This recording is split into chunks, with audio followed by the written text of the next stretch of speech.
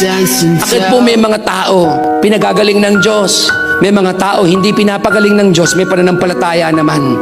Because God chose what is better for you. Maraming tao nagpe-pray ng pera.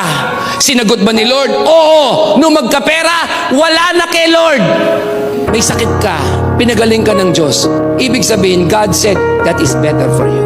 Pero ito, nag-pray ka, may sakit ka, di ka gumaling. Alam niyo sabi ni Lord, di kita pagagalingin because that is better for you. Tayo bakit? Kasi maaaring hindi ka gumaling, pero nabuo naman ang relationship mo kay Lord. Kasi pwede kasing gumaling ka, pero malayo ka rin kay Lord pagkatapos. Lord, alam kong pagagalingin mo ko, and I trust you. Pero Lord, kung hindi mo ko pagagalingin, I will still trust you.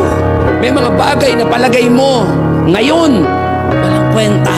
Pero bakit inalaw ng Diyos? Mahal ka niya because He knew and He knows what is better for greater purpose.